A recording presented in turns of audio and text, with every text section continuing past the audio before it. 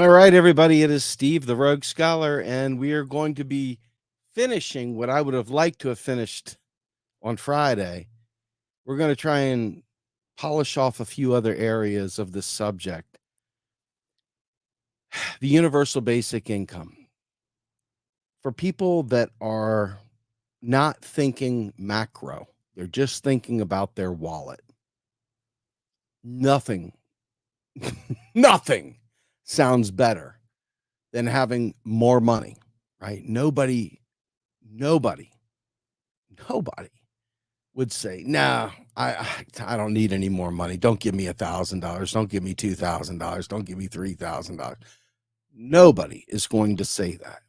Okay, everybody would like to have more money in their pockets. So it's very easy to understand why somebody who doesn't think in macro, why they would think in the micro sense, why they would think as the individual, the household budget, why they want $1,000 extra a month, why that sounds wonderful. We talked a lot about the reasons why the UBI itself, though, as a policy, is a really, really bad plan. Okay. It's just got nothing to do with not wanting poor people to have money. In fact, it's the exact opposite of that. See, to kind of recap, one thing we learned during this pandemic, we should have known it before now, but we definitely learned it during the pandemic, was that there are these things called signals. Okay. Now, if you've ever watched a baseball game or a football game and you watch the third base coach doing these things to the batter, and stuff like that, the batter has certain signals they're getting. It's like bunt. Do I bunt here? Do I ground? Do I take the pitch? Do I, swing and a run, anyway, hit and run kind of play? There's a lot of signals that get told. When you watch a pitcher and a catcher playing, the catcher doing these numbers, 2 for curveball, 1 for fastball, inside on the right, inside high. There's all these different codes and stuff they get. Or you look at the Houston Astros, they got trash cans they can bang when they want to let you know as they're stealing signs. Okay. But the reality is there are signals that not only the government gives to industry. Think about what happens every time the Federal Reserve says, we're going to be meeting in 2 weeks to discuss the possibility of raising interest rates up however many basis points. Right? When you hear that, industry says something's going on here. They're going to do this. And what does it mean if they raise interest rate? What does it mean if they cut interest rates? What does it mean if they add new spending? What does it mean if they cut spending? And there's a whole bunch of signals. These are early warning systems that they start devising strategies around. Okay. Now, when you tell people we are going to give you $1,000 a month, now, if you don't have any money coming in, or even if you do have some money coming in, $1,000 sounds really, really good, but it sounds really good to industry too. Okay. Industry takes those cues and they say, listen, in a pool of X number of dollars in the pool, we want to get our chunk of that. Okay. So they in turn start raising rates, start raising prices on various aspects of their business. Now, you could call this greedflation. You could call this profit maximization. You could call this, return on investment, increasing your return on investment. You could call it a number of things. But in the end, it all came from signals, right? They were looking at certain indicators to tell them whether or not they were priced at the right place. There's an entire marketing team at companies. It sits there and tries to figure out where pricing is, where their position is, placement, product placement, all these different factors. How to market to different demographics, you name it. And so, unfortunately, we live in a laissez-faire sort of state-driven capitalism, okay, where the state works to preserve the capitalist class while putting all the onus and pain on the little guy, you and I. So, first things first, when you think about a UBI, you have to ask yourself, given what I just said, why is industry kind of geeked? Why is Silicon Valley geeked? Why are these groups geeked about people getting additional money? Why do you think that Silicon Valley and Wall Street Pacific, if you will, are so exuberant about things like a universal basic income? And I'll tell you why. They know, just like Milton Friedman knew, that if we just drop money, helicopter money, they called it, if we just drop money on the people, what's going to happen? It's going to blow a capitalism up. It'll do that. Problem is that we know that businesses haven't been hiring up. They keep those profits. When they get extra money with those PPP loans, they don't reinvest in employees. No, they go ahead and do stock buybacks. They give extra bonuses to the CEOs. They don't pass that money on to the workers. Okay. And when you look at rent, you look at a landlord, fuck a landlord, right? But when you look at a landlord sets their price based on the market conditions of the area. But once they realize people have additional money to spend, they say, we want a piece of that pie. And that's when they start hiking rents up. Okay. This happens all the time. In the absence of price controls, in the absence of a price anchor, you end up getting inflation. It has nothing to do with printing money. Printing money is just a signal to industry. It's not even printing money, it's spending money. But regardless, the point is that you're giving a signal to industry. You're giving a signal to all business owners. People are going to be getting more money. And instead of maintaining their prices at that level and allowing people to take care of getting their teeth fixed or doing whatever it is that would help their lives, these rich capitalists go after making sure they get a chunk of that pie. Folks, I have an MBA. Now, I don't know how many of you all out there have a Master of Business Administration, but I do. I had an international business focus with a marketing back end. So I understood inherently that businesses were seeking profit maximization. Okay. Now, the way countercyclical spending works, what they do is they focus very much on what the sweet spot is for what they're trying to do.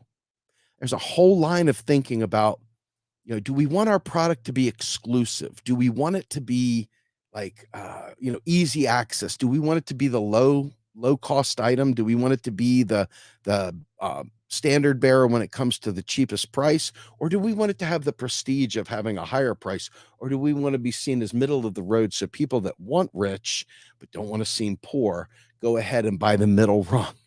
There's all these things that go through their heads as they set prices. But one thing is for sure, the C-suite, the CFO, the chief marketing officer, they're looking at how they can get that because their pay is directly tied to the profit of the corporation.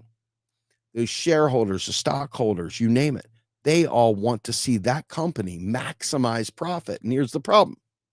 If there are other stocks out there, if there are other companies out there that are maximizing profit, what they end up doing is they say, we've got to be competitive with their price.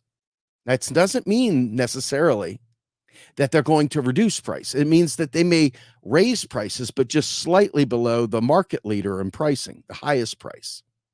So each one of these things, when you think about federal markets, when you think about federal procurement, the federal government has a requirement to take 3 bids at least. It's called the Federal Acquisition.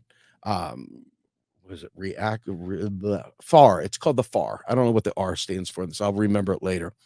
But it basically says they got to have at least 3 bids to compare to, and you have to take the lowest bid, or you have to be prepared to justify why you took a higher bid. Okay. So all these things matter really big time when it comes to business. So it has nothing to do with printing money per se. It's not like suddenly you print money and prices go up. What happens is that industry knows that it's got money that it can grab, and it's not gonna give up its piece of the pie. All right, that's it. This isn't like whether you were doing a UBI or not, this is business 101. This is marketing 101. This is pricing 101. This is marketing, 4 Ps of marketing 101. Okay? So, if that's true, and it is, but if that's true, then you have to understand that you either have to A, have a federal government that is willing to tax away ill-gotten gains of the C-suite to make it so that there's no profit in raising prices. There's no point in doing it because we're just going to tax it away from you. And the problem is that corporations are smart to that. They're wise to that.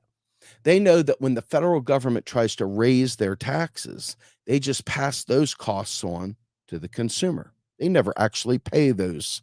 Okay? They never do that. So anyway, that said, all the ideas that we have in our heads have to be counterbalanced, not only with the fact that business has a certain angle that it's going to attack, but we also have to understand who the corporations are and what their take on it is.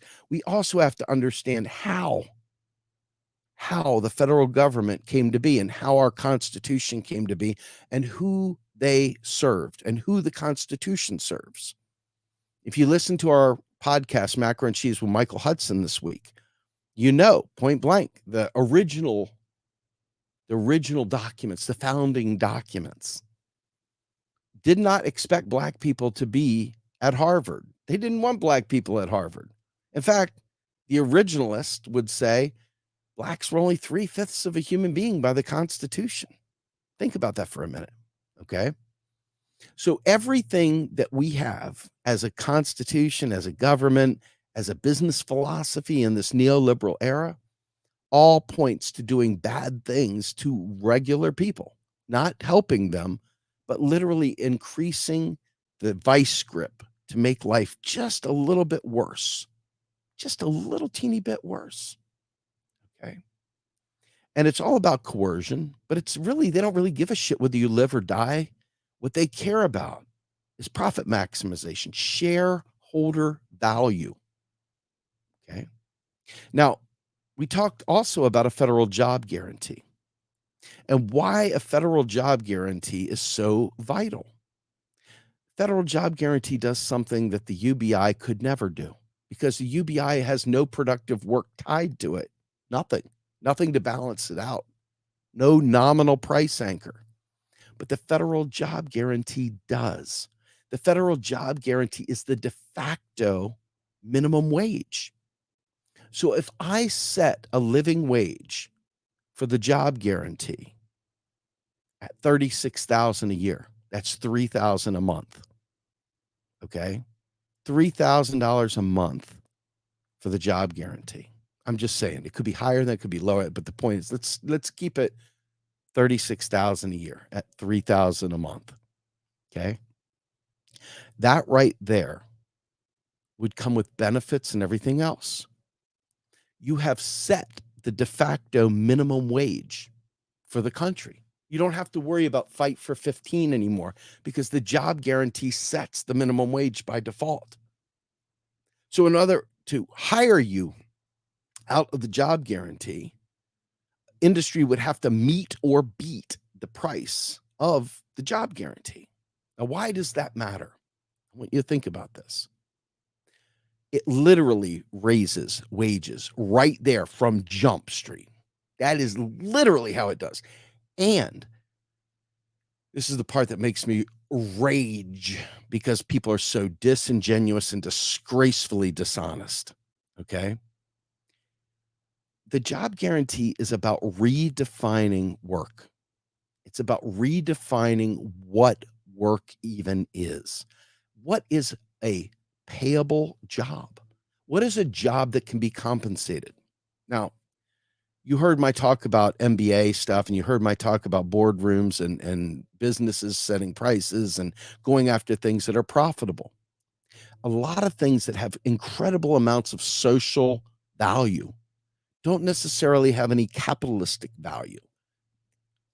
RP, real progress, is what we do here. Some people may not think what we do matters, but other people do. But we still don't have jack shit for donations. Okay. So the question becomes, is it socially valuable? Is there any use in doing it? What is the point in doing this if there is no demand for it? And yet every day my inbox fills up with new people coming to me saying, oh my God, I learned something today. Say, oh my God, thank you so much for teaching me. Yet people don't feel it's worth paying for. Uh, that's brutal, but it's true. Okay. We get probably about $1,500 a month all these years later. And we've got like 20 plus volunteers doing work. We've got video editors. We've got webinar platform. We got tons of stuff. And we still only bring in like $1,500 a month for the whole damn shooting match. Okay. It includes keeping the website up, taking care of business stuff, taking care of equipment for live streams and coverage of other things, plus all the software packages to edit video and audio, you name it. And in the end, what if a job guarantee actually could compensate people that worked in nonprofits? Wouldn't that be fantastic? Okay. So there's so many things here that have social value. But the other thing is that because we're redefining what work even is, it's not make work and it's not fill a hole. I've said this so many times. I said it last Friday. I'm saying it again now. We're talking about you, an artist, you, a stay-at-home parent, you, a musician. Being able to take that, making that part of the job guarantee. Look, this is about solidarity, fist in the air. This is about being labor. You see all these fucking liars say that we need a labor movement. We need to make labor stronger. We need a labor party. And then out the other side of their mouth, they worthlessly peddle a UBI. This is the anti-labor. Okay? Because what is paid work if you're giving money away? Right? So fundamentally, this paradigm of why the government even provisions itself with using dollars flies right out the window. Okay. Now, we already have a basic income, folks. We already have Social Security. Now, Social Security is funded on paper by FICA. In other words, the tax you pay for Social Security, for SSDI, et cetera, Social Security disability insurance, you name it. There's survivor benefits covered by Social Security, et cetera. Now, that's just in the US. Almost every country has some form of social safety net like this, some form of basic income like this, but it's targeted. It's not universal. It's not for everyone. Okay. So within the Social Security space, all of those things. Well, yeah, here, let's go ahead and tackle this elephant in the room here, right here. Okay.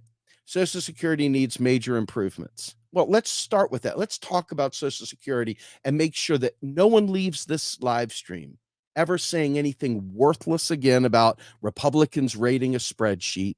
Let's make sure no one ever says anything incorrect. We got to raise the cap. So make sure you never say anything less than. Always above board, always smart people's comments, no more Dumbo comments. Okay. So the thing is, the Social Security is self-funding. What the FICA dollars are and what the Social Security Trust Fund does is provide the authority to make payments. Guess where the payments come from? They come from the same place that every other payment the government does, the Treasury. Every single FICA dollar you spend to the government, every time you provide a FICA tax, and look at your tax, look at your paycheck, look at the breakdown, and it talks about your different deductions. When you understand that every dollar that is taxed is deleted, it doesn't exist anymore. That includes your Social Security doesn't exist anymore. Never did, because there is no such thing as a piggy bank with your trust fund in it. There's merely a stroke tally. Yep, there's another dollar came in your account. Yep. And so in the end, a lot of good people are destroying Social Security by saying, we got to lift the cap, we got to raise FICA taxes, the most regressive shitball tax of them all. And it was only because FDR was too much of a coward to fight for the truth. So he instituted this pay for thing because he figured nobody will let go of it if you pay for it. If you think you're paying into it, nobody's going to just give that up. You think you got a piggy bank there, but wrong. If you're driving down the road and you see one of those hoses in the road and your car runs over and the counter goes click, yep, another car went by, yep, another car went by, that is what your FICA is. Nothing more than that. And it says, yeah, we got this many clicks that went past the post. Okay. FICA is fucked up because they want it to be. Do you understand that? They purposely don't elevate the cost of living. They purposely don't allow for a lot of the things that they should allow for. They purposely make it very difficult to deal with as well. None of that has to be that way. It's like me telling you, you have to stand in the corner, rub your belly, and pat your head in order for the government to spend money. And some dumbass will sit there in the corner, rub their belly and pat their head and do this. And then when dollars appear, say, see, taxes really do fund spending. Okay. But in reality, FICA is just a basic income. It's targeted though. And the target may not be broad enough. It may not have the right amount in it. All of that stuff is details that could be fixed because in order to pass a job guarantee, in order to pass a universal basic income, in order to pass anything, housing is a right, you name it, doesn't matter how many of us love it. You got to have someone in Congress pass a law, get the president to sign off on it before any of it happens. Okay. But you also have to remember something else too. Who do you believe, based on my comments about the founding documents and the founding fathers and all the other crap that we get fed, how many of you all believe in your heart of hearts that the government is there to serve you or we the people? And I mean this not in a way that is anti-government, because I am pro-big government, man. I am pro-central planning. You don't got any issues with me saying shit about the government. The issue with the government is that it's captured, is that it doesn't serve you and my class interest. It serves capital, period. Okay. And anything that benefits you will be passed only because it benefits them. Okay. These are challenges that a lot of fucking doe-eyed people can't get past. They believe AOC is fighting daily for them. They believe that Bernie Sanders is still just fighting daily for them. They believe that Joe Biden wouldn't possibly send cluster bombs to Ukraine if it wasn't absolutely necessary, even though they're outlawed by 100 countries and it's illegal. But Joe Biden made the very serious decision to send cluster bombs. Okay. But we still believe these people and this apparatus as it is are there to serve us. This is not conspiratorial. This is not, oh, I don't like elections. Hey, I love democracy where it works. It's not working here. None of this is. So in order to get a UBI, in order to get a job guarantee, in order to get Social Security fixed, in order to do any of that, you need a functioning democracy.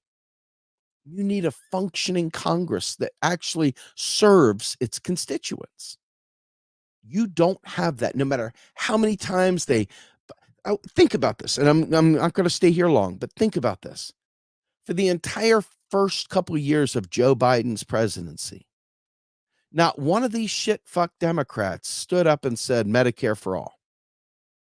Then the minute that they lost the House, they went back, and all of a sudden Pramila Jayapal and the rest of the fucking sellouts came out and started talking about Medicare for all.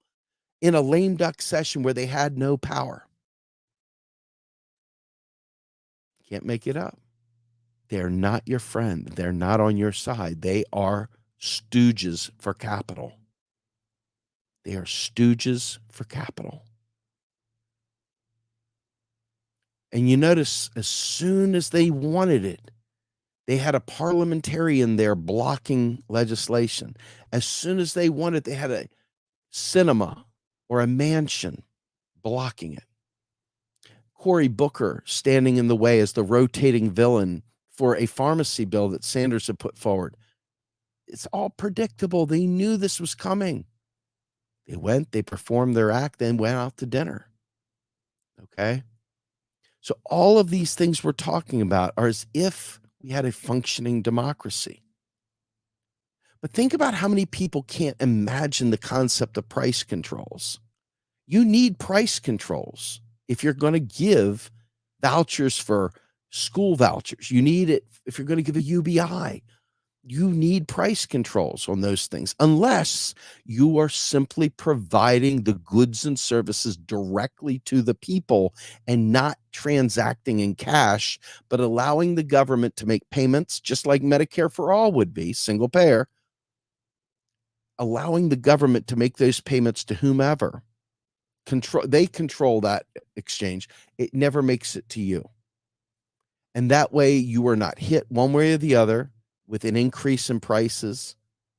The government is paying prices. The government is holding that. No, because government and industry are walking hand in glove, you can pretty much guarantee that without stripping away the corruption, that government will indeed fatten the wallets of industry, even if they did give us free services. Okay, even if they did provide those things, they would allow those companies to gouge right now at this point, because that's how they're wired. That's their intent. That's their intent. Okay. So what ends up happening? Well-meaning people that haven't got a clue what economics is at the macro level, well-meaning people that feel apt to stand toe-to-toe with you when they're wrong and they're clueless about something, will still backmouth and still talk shit. Okay. The reality is macroeconomics and microeconomics are two very different schools of discipline. And when you're talking about a macro, we're going to give everyone $1,000. Let's stratify this. Let's look at it stratification wise. We already know that you give a poor person $1,000, what's going to happen? They're going to literally spend every cent of it because they are so far behind the eight ball. They'll be buying, necessities. They'll be buying whatever they can to survive. But as you go up to the next level, these people in here may use that extra money to offset some shitty wage they have. They may use that to pay off a bill here and there. Okay. But what happens at the top? They suck that money away in the fire sector, and it becomes more stock options, more bonds, more enriching things. And so what happens if all tides rise at the same time? What do we call that? We call that status quo. Nothing fundamentally changed. You got extra money, but the price of goods on everything else went up at the same time. Okay. This is why we continually push for universal basic services, not universal basic income. Okay. Now, we got into some heavy duty fights here. In fact, I lost a friend because I said point blank, just face it. You're ready to hand over the keys to capital, because all a UBI is a pass through. The poor people, they don't get to hoard that little measly $1,000. Think about it. If I'm giving you $1,000 a month, what is that a year? That's 12,000 a year. Can you live on 12,000 a year? No, you can't. So what is that going to do? It's going to subsidize a shit wage, a trash wage, because you're going to have to work, period. Okay. So for all those statements of people, what if they're disabled, or what if they are a artist or whatever? That UBI is not going to be enough for you to live on. 1,000 a month, that's 12,000 a year. You can't live on that. Not in this country anyway. Okay? So that means some other jackass corporation can say, "Hey, they're getting $1,000. There's no reason for me to raise prices. No reason to raise wages." So in fact, they may even reduce wages. Okay. Ever since the Powell memo in the 60s, ever since these Chicago school libertarians have been pushing and begging for this. Why? Because there was a huge contingent of people on the right, not the left. The left had its own problems with the FDR and the New Deal. But on the right, there was a huge problem. They wanted to strip away everything FDR did, good and bad. And so their idea was to eradicate the welfare state, eradicate food stamps, eradicate all these things, and provide you with a small stipend.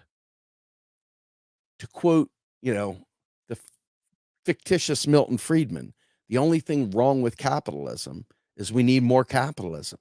So let's go ahead and give some cash to people, and then they'll just spend it. Okay. Now, when you have nothing, that sounds good. Just, I get it. I get it. I get it completely. For me personally, right now, $1,000 extra in my pocket would be huge if prices stayed static. That's the problem. You cannot go into any of these things without a price anchor. A price anchor is what stabilizes. When the business goes up and down, it stabilizes prices. Okay. And that's where the job guarantee comes in. It serves as not only an incredible automatic stabilizer, which the UBI does not, because once that money's in there, you get a one-time bang for your buck kind of feeling, and then it's status quo. Prices rise, everything gets sucked up. That's the way business is taught to do it. And until you make it illegal for businesses to exist, until you do away with this capitalist system, you are living in capitalism. Not socialism, not anarchy, not anything else that you want it to be. You are living in a anarcho-capitalist world. You are living literally in the ANCAP paradise called the US of A. Okay? And it's very, very important to understand this. If you didn't get an MBA and you didn't get a business degree at the bachelor level, and you didn't get an associate's degree at the bachelor level, fucking look up how corporations find their price. Look up the 4 P's of marketing.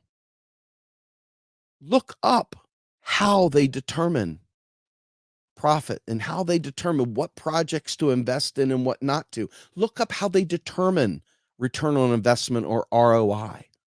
Look at how they do these things. Don't just say things and expect to be taken seriously. You must do the work. There's no shortcuts. Because what happens next, because of marketing and because of people that literally have no class analysis whatsoever, they are true capitalists to the bone, that don't understand the strategic nature of what the job guarantee is intended to do, will gladly bring a shithead like Scott Santon's on and let him spew all his bullshit with his stupid hat on and make you believe, oh my God, he's an MMT or two. He even dropped the name of Kelton. He said Stephanie Kelton and an MMT.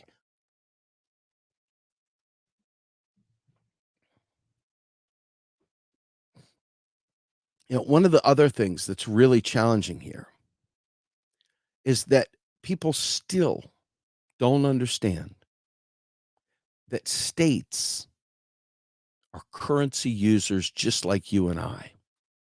So any policy you do at the state level literally has to be paid for via taxes. Okay. At the federal level, not so much. Federal taxation is never respent. For anybody new coming to the show and hadn't heard this stuff, federal taxation just pulls money out of the economy. That's why when some jackfuck says something like, oh, they're just printing all this money. What happens if you print all this money? Well, the good news, taxes delete it.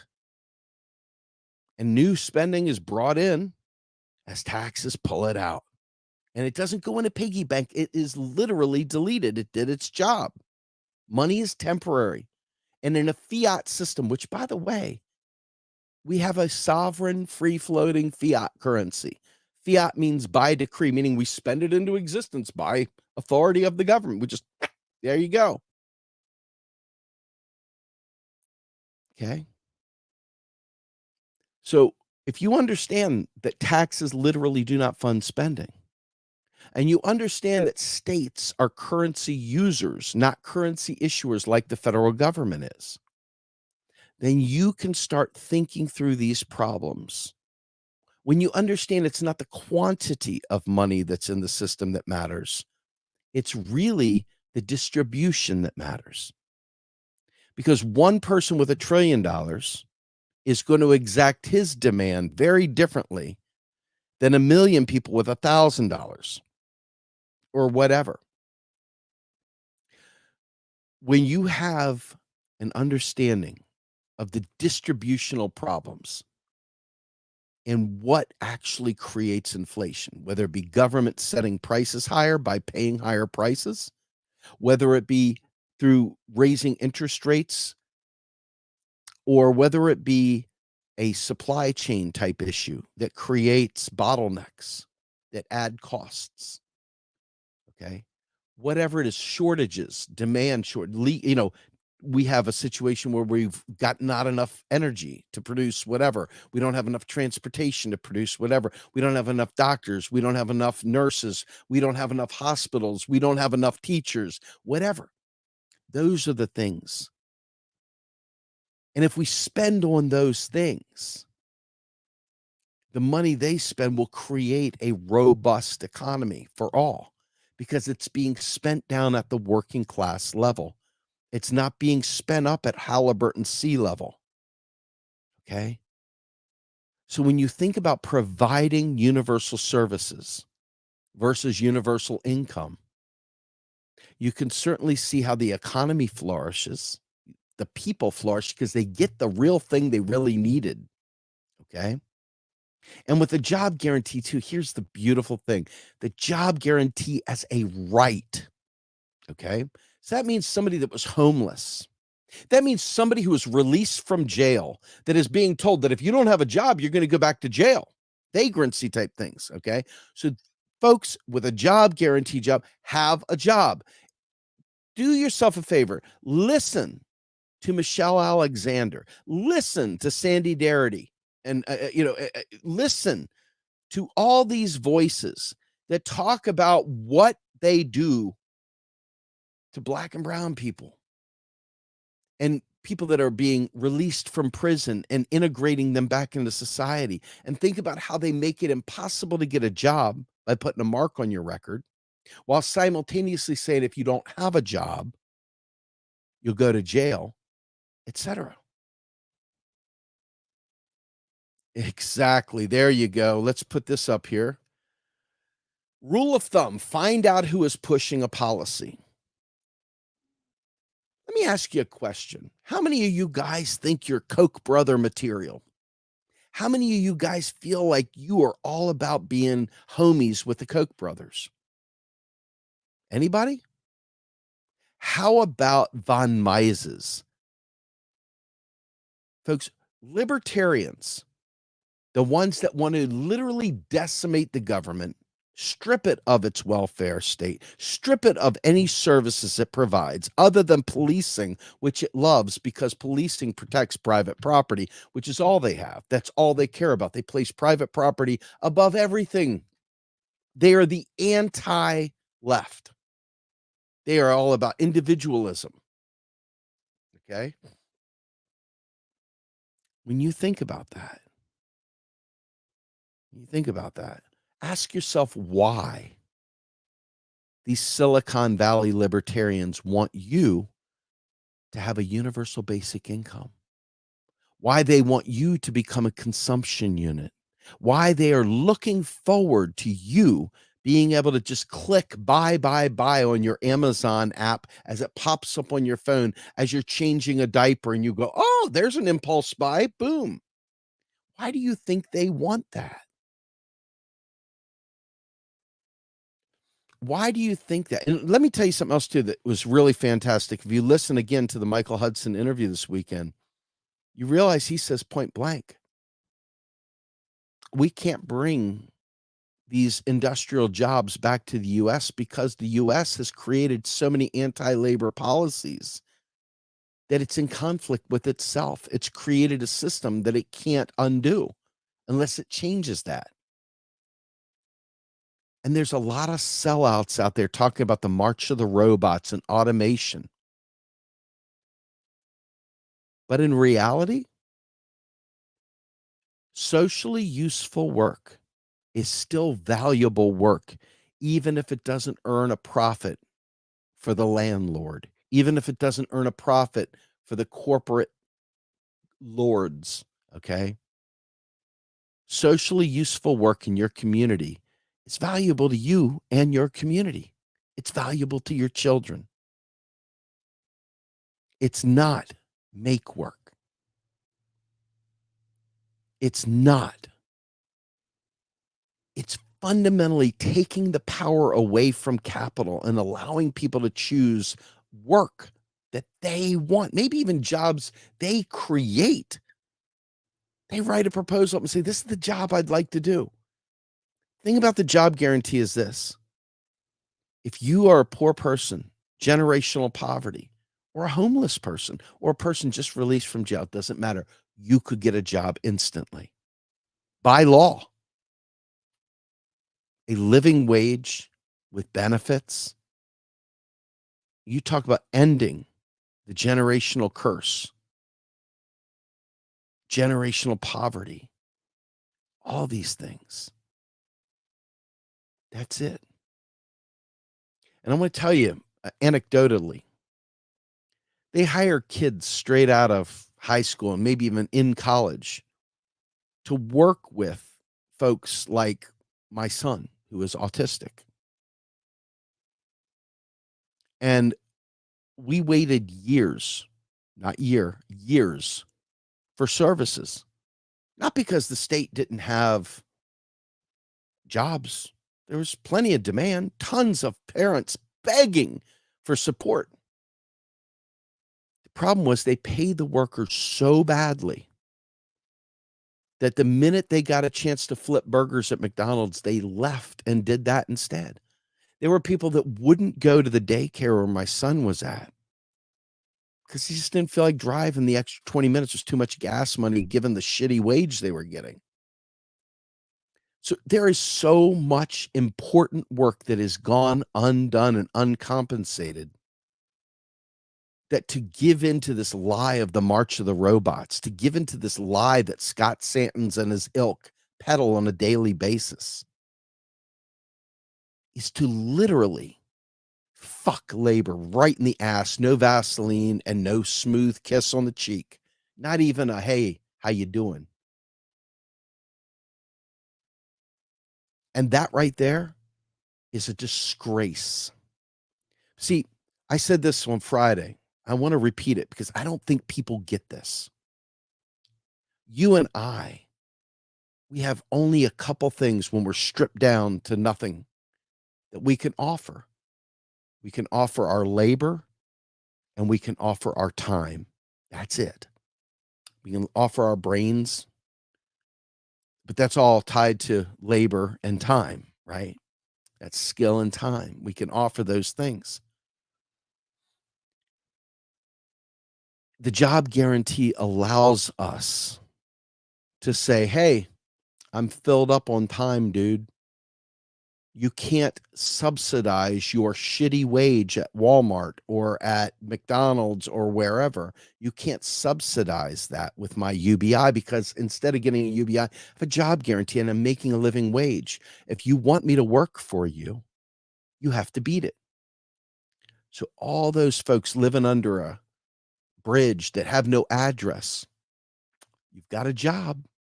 No problem. We'll find work for you. We will get you plugged in. We will allow you to maybe even, there's even some cases out there where people have talked about paying kids to go to school as opposed to charging them to go to school, paying them to go to school, paying for their living expenses. See, it's just a fundamentally different way of viewing the world, isn't it? Participatory collectivism. You call it whatever you want. But the UBI is all about the individual. It's about individualism. It's not about the community. It's not about the collective. It's about one person. And the job guarantee actually solves it because, see, I even see good MMTers that I'm really disappointed in, to be fair, that don't recognize that the idea that people that can't do work, what does that mean? You mean they're like literally in on a intubation tube, an oxygen machine, and an iron lung, and they can't work? Or you mean they can't lift a heavy package? Okay. What if they sat there like they do with social media all day, click, click, click? What if they sat there at their computer and were able to play checkers with a kid in an orphanage? Or what if they were able to talk to somebody that's elderly that just needs a friend? Or maybe they were able to read nighttime, bedtime stories to kids, or maybe they were any number, the impossible, huge opportunities are only as limited as your fucking brain is limited to dream. Because the idea is there's so many things that are valuable that we could compensate. And the point of it is to not subsidize shitty wages, to not give the goddamn capitalists more free money, the pass through. It's to make them be good citizens. It is to fundamentally shift the power to, right now, there is zero power for labor. Job guarantee changes that. Otherwise, you're just an individual bouncing around a pinball game, going and driving for Uber Eats, and hoping to God that you make ends meet. It's just as bad as it sounds. It's just as bad as it sounds. And even if automation took away a lot of shitty jobs, it was time where we used to share in the belief that automation should benefit everyone, but it doesn't. And see, this bullshit UBI is a capitulation to that, to ensure that the gains of automation never help Main Street. They only help capital. It's the death knell of labor. It is literally fucking dropping to your knees and throating a sword of bullshit. I really have lost so much respect, like an insane amount of respect for people that I once held a lot of respect, who keep pushing this UBI crap, who don't address any of these points. And when they do, it's like, well, maybe I got it wrong, or clearly not going to be hurt one way or the other with a UBI because they're pinky out, Chauncey. That's why you got to ask, who's the one pushing for it? The poor are desperate. They're going to take whatever the fuck you throw at them. Please give me anything. I get it. So the point of learning about a job guarantee and learning about a UBI and learning about Social Security and expanding and learning about the fact that FICA doesn't actually fund Social Security. So we need to change Social Security. We need to get rid of FICA. We need to stop the farce that is the trust fund. And it's a farce. And every time you see somebody, but there's a trust fund and the Republicans raided it. Every time I see that, I just like throw up in my mouth a little. is I realize how huge the chasm is from smarts to dumbness. It's like fucking radically horrible. Okay. Radically horrible.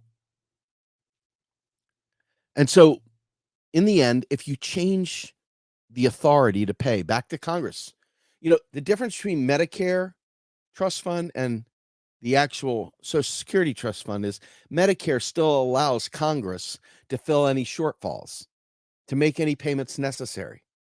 The way the Social Security bill was written, it says that it needs the authority. So it has to have so much tallies, not money, because there's no money in a fucking spreadsheet. It's insane. Do you understand? It's fucking insane. Get rid of that lie. Fully funded by the government, fully funded at a living wage, whatever, and make it targeted to those people who cannot produce work, who can't work. And for those who are saying, well, what aboutism, right? The fucking whatabouters. I'm here to tell you that you can design a job that doesn't look anything like showing up to McDonald's and flipping burgers or sitting in a fucking skull crushing, soul sucking job where you're moving paper from one side of your desk to the other. And you can do work. You can create a job that has to do with you because it's federally funded, but locally administered. Now, I'll tell you this is probably the last point that I'm going to make on this. Imagine if all of us here on this live stream sat down together in our local town hall. We showed up at that meeting where they determine what jobs will be funded. And we submitted our own jobs and we came there to help people think through what jobs could be funded. I call that a democracy enhancer because everybody says local elections matter and local politics matter. Well, there's a perfect opportunity to show up and be part of that. Now that I think would be effective. Voting for Joe Biden got you cluster bombs. Okay. Yeah, got you cluster bombs.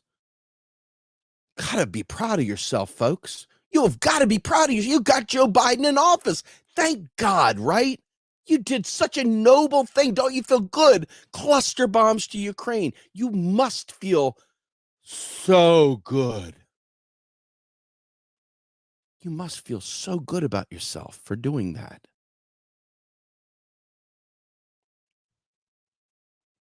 I think there might be something wrong with people's brains that allowed them to do that. And I'm sure some of you voted for Biden because somebody told you, what do you want, Trump? Reality is that we as a left, we as the working class, were stronger fighting against Donald Trump than we were being cucks to Biden. We have nobody that I know of is for the things that we hear from coming out of the Biden administration. I don't know anybody that's really for them. And the people that I see for them are clueless lemmings. It was a really good thing to send cluster bombs because we got to get rid of the Putin. The Putin. Who's going to get rid of Biden for sending cluster bombs? Think about what I'm saying.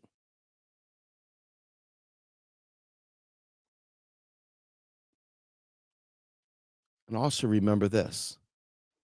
When you're thinking about where money comes from and where it's spent, even if we're bombing the bejesus out of the rest of the world, we never took money out of a kitty.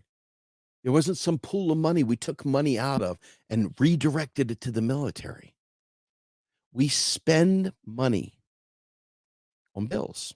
We write bills, we spend money into them. So if we wanted to give kids student lunches for free, we spend it on student lunches.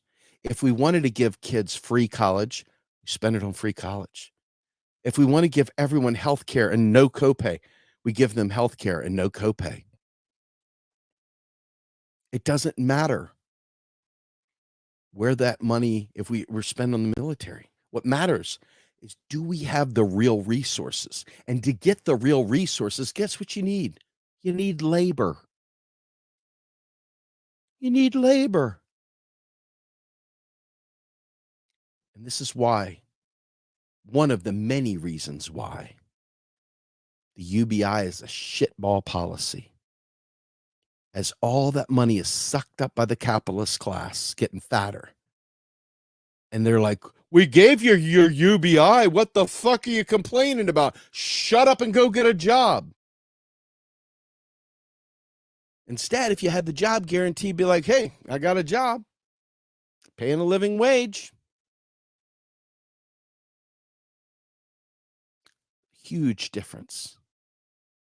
Huge difference. And when capital can't just take advantage of you because you can just say fuck you and go work in the job guarantee, it's going to change the way things are. It's going to change them really fast too. Anyway, my name's Steve Grumbine. I am the Rogue Scholar. I hope you guys got something out of this.